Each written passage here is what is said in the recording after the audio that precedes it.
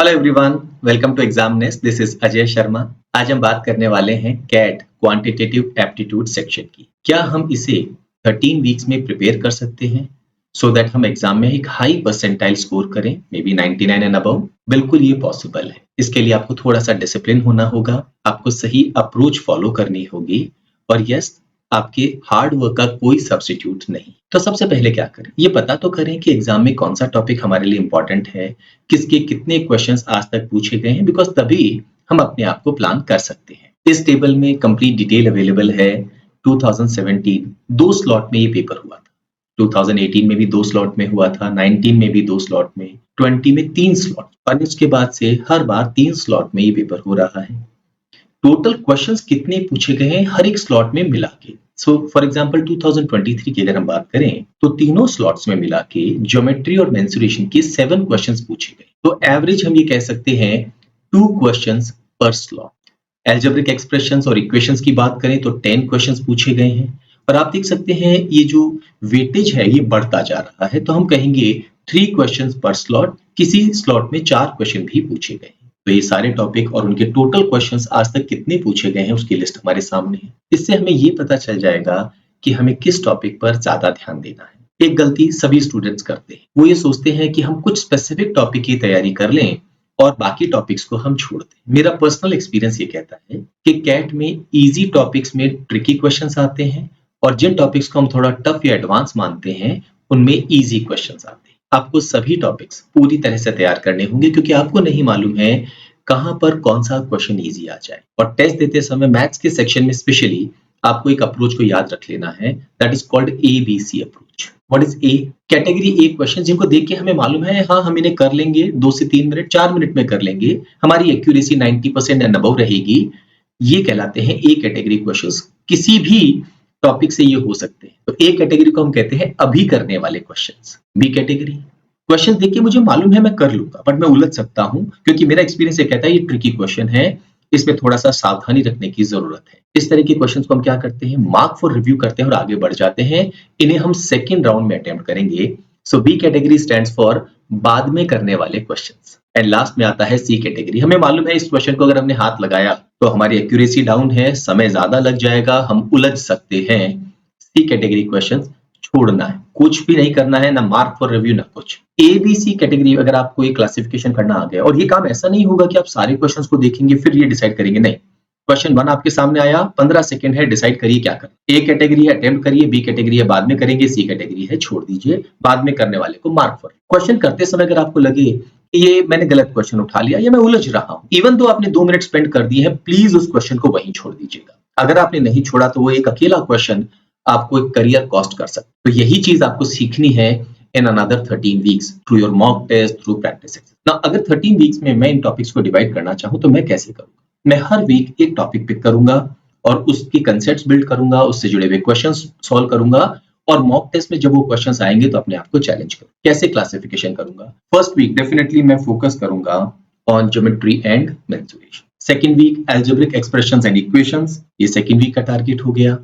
Third week yes average, alligation and mixture, important topic है, हर साल इसके स्टैंडर्ड क्वेश्चंस आ रहे हैं, टॉपिक टफ नहीं है। Fourth week time, speed and distance. Now जैसे लास्ट ईयर एक क्वेश्चन क्लॉक्स का आ गया तो उसे भी हम टाइम, स्पीड एंड डिस्टेंस के साथ ही प्लेस करते हैं बिकॉज वहां जो कंसेप्ट इन्वॉल्व हो रहा है वो रिलेटिव स्पीड का कंसेप्ट है। Fifth week surds and indices, logarithm, evergreen topic है, मुश्किल नहीं है, बस कंसेप्ट सीखने की बात। सिक्स्थ वीक नंबर सिस्टम, बहुत बड़ा टॉपिक और ऐसा नहीं कि इसकी इंपॉर्टेंस कम हो गई। आप देख सकते हैं 7 क्वेश्चंस आ गए और ये 7 क्वेश्चंस इजी थे, मुश्किल नहीं थे। Seventh week sequences and series, another topic जिसमें आपको समय लगे। Eighth week time and work, हाँ थोड़ा सा इसका हम ये कह सकते हैं कि वेटेज कम हो रहा है लेकिन ये बाकी एग्जाम में भी बहुत काम आता है तो इस टॉपिक को हम इग्नोर नहीं कर सकते। नाइन्थ वीक हम ना सिर्फ परसेंटेज करेंगे, इसके साथ में हम करेंगे प्रॉफिट लॉस एंड डिस्काउंट और इसके साथ हम simple and compound interest. Consistently आप देख सकते हैं सिंपल एंड कंपाउंड इंटरेस्ट में आपको हर ईयर में हर स्लॉट में एक क्वेश्चन मिल ही रहा है। ये तीनों टॉपिक्स में परसेंटेज के कुछ बेसिक कंसेप्ट इन्वॉल्व होते हैं तो इन तीनों को एक साथ करना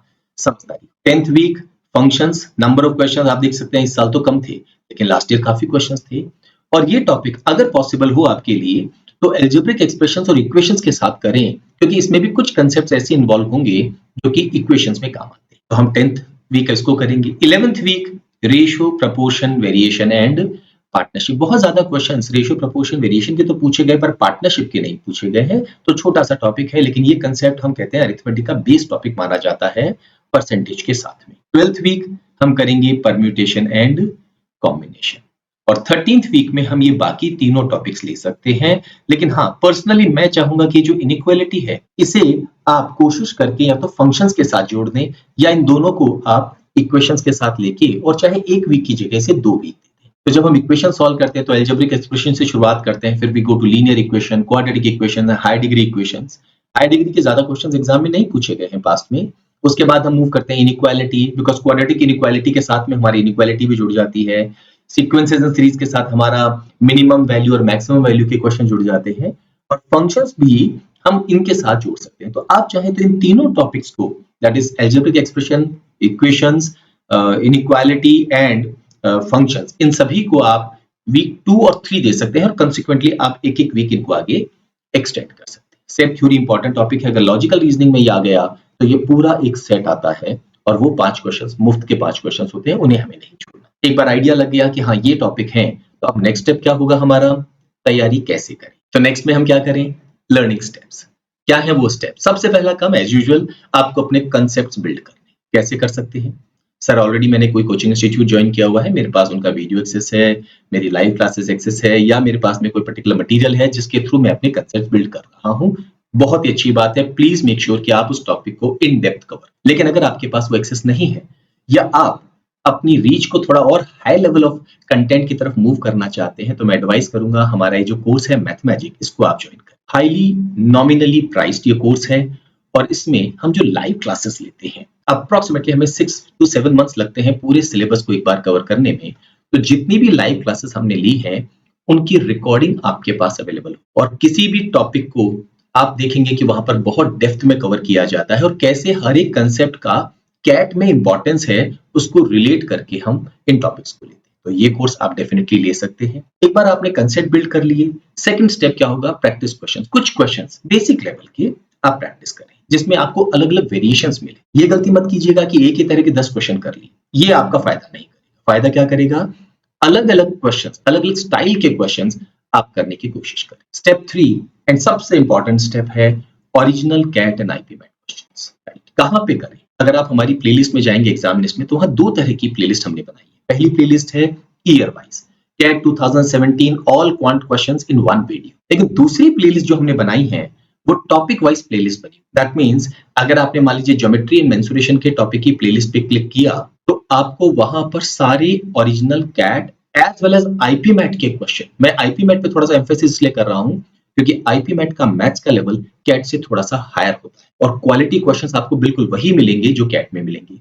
तो इन प्लेलिस्ट में क्या है, एक एक क्वेश्चन के सेपरेट वीडियोस बने हुए हैं। तो मे बी आप एक क्वेश्चन ओपन करें, उसको सॉल्व करने की कोशिश करें, और जरूरत पड़े तो उसका वीडियो सॉल्यूशन देखें, then go to the second question and so on. तो आपको वो सारे questions year wise, topic wise अलग अलग प्लेलिस्ट में मिल जाएंगे। ये करना बहुत जरूरी है, क्योंकि अगर आपको ये समझ में आ गया कि कैट आपको किस तरह से परेशान कर सकता है, कैसे वो क्वेश्चंस को ट्विस्ट करते हैं, आसान क्वेश्चन को कैसे मुश्किल बनाने की कोशिश करते हैं, अगर आपको ये समझ में आ गया तो ABC अप्रोच आपको समझ में आ जाएगी, और अगर वो समझ में आ गया तो फिर 99 परसेंटाइल एंड हाई स्कोर करना मुश्किल काम नहीं है। And last step, yes, mock test.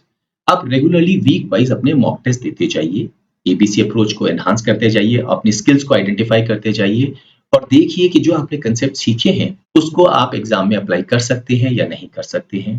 अगर आपके पास क्वालिटी टेस्ट सीरीज नहीं है, या अगर है, एंड अगेन जैसा मैं कहूं, अगर आप एक सेकेंडरी टेस्ट सीरीज पे फोकस करना चाहते हैं, हमारी मॉक टेस्ट सीरीज है निपुण, अगेन वेरी नॉमिनली प्राइस्ड, और इसमें एक बहुत बड़ा एडवांटेज होगा, मैं अपनी तरफ से पर्सनली हर एक स्टूडेंट को गाइड करता हूं कि आपको अपनी प्रिपरेशन कैसे करनी चाहिए, कहां आप टेस्ट में गलती कर रहे हैं।